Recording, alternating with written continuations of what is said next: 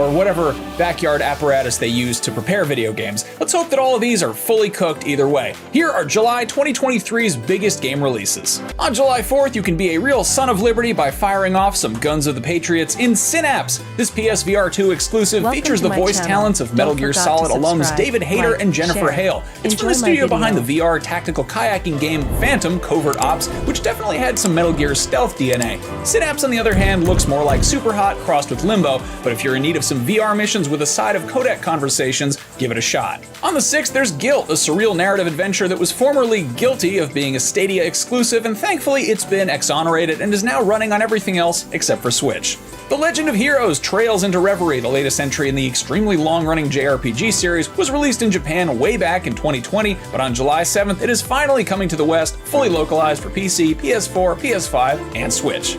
This'll be fun. Jacob, 4 hours ago, a cult opened a portal above Edwards Island. On July 12th, Oxenfree 2 Lost Signals expands the universe of Night School Studios' breakthrough debut indie adventure, and while it exists as a standalone story, it probably wouldn't hurt to play the first game. That's coming out to basically everything except for Xbox, which is a little weird, but that's on PS4, PS5, PC, Mac, and even iOS and Android by way of the Netflix app. On July 14th, Exoprimal is here to rip you a new one. A new what exactly? Well, how about a new hole in the sky that dinosaurs keep falling out of? You and a handful of other players must don some mech suits and kick those dinosaurs right in their dinosaur asses. That's on the PlayStations, the Xboxes, and PC. On the 18th, PS4, PS5, and PC players in the market for some brain-breakingly surreal puzzles are in for a treat with Viewfinder, which looks kind of like The Witness crossed with Instagram, but like in a good way, before Instagram got all weird and bad. Kept trying to sell me that one Junji Ito cat t-shirt where the cat's biting his hand. I looked at it one time and now it's just like always on my feed every time. And I still kind of want to buy the shirt, but I don't know. What should I do? Should I buy the shirt or not? Let me know in the comments. It's been a while since someone's wandered around this place. And wanderers are always welcome. The 2009 Nintendo DS game Might and Magic Clash of Heroes got a nice current-gen glow-up, and on the 20th, the definitive edition comes to PS4, Switch, and PC.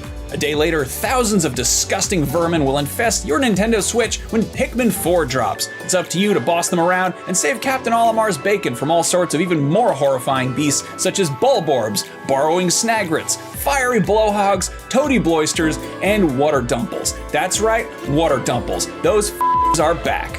Anyway, on the 25th, Mr. Run and Jump runs and jumps onto basically everything. That means Switch, PC, PS4, PS5, Xbox One, Series X, and S, and I'm not kidding, Atari 2600. You're probably gonna see a slight graphical disparity between the next-gen versions and the version made for the console that came out when Jimmy Carter was in office, but hey, you gotta applaud Atari for keeping those early adopters in mind, assuming they're not in retirement homes. Also on the 25th, and probably the game I should have led with, is Remnant 2, the hotly anticipated sequel to Remnant of the Ashes, lovingly known among its community as Dark Souls with guns. And the sequel looks to up the ante quite a bit, featuring some impressive visuals and way more variation in its procedurally generated levels. That's on New Gen and PC. Give a big welcome to Ratchet and Clank! Ratchet and Clank Rift Apart was one of the coolest showcases of exactly what the PS5 can do, and on the 26th, you get to find out if your PC can actually run it. Best case scenario, it's super well optimized like God of War was, and it'll look and play great on your ultra-wide PC monitor, and you can add a bunch of mods that replace the cast with character models from The Simpsons Hit and Run for whatever reason. How are you lifting it? Eat your broccoli, Bart. Eat your broccoli. Worst case scenario, it's a total mess like The Last of Us Part 1, and you get weird glitches, like the one that made the characters look increasingly wet for no reason.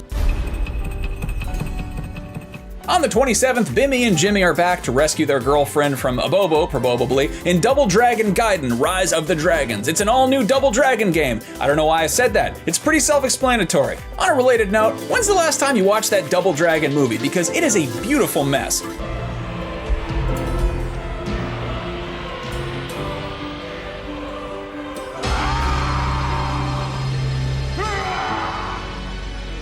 Speaking of streaming, The Expanse is one of the most beloved and critically acclaimed sci-fi series in recent memory, so of course it got canceled. But on the bright side, it's now getting a new narrative video game. The Expanse, the Telltale series, hits the PlayStations, Xboxes, and PC on July 27th. On July 28th, Disney Illusion Island hits Switch, so whether you're trying to kill some time while you're waiting for Space Mountain or trying to save a few bucks by skipping the peak season trip to a Disney park in general, this looks like a nice time. I really dig that hand-drawn look. Hey, somebody should remake Mickey Mania. I love that game. Finally, hitting everything on the 31st is Venba, and it's maybe the most gorgeous cooking game to date. Most of these games either aim for realistic visuals and gameplay like Cooking Simulator, or they take a more playful approach like Overcooked or Cooking Mama, but this one seems like a really intimate slice of life game about making food for an Indian household, and I think that's just lovely. Sometimes we get games that are these massive, sprawling, epic universes to explore, and sometimes they're more like picture books. And you know what they say, variety is the spice of life, and spice is the spice of food. And food is the way to a man's heart, and home is where the heart is.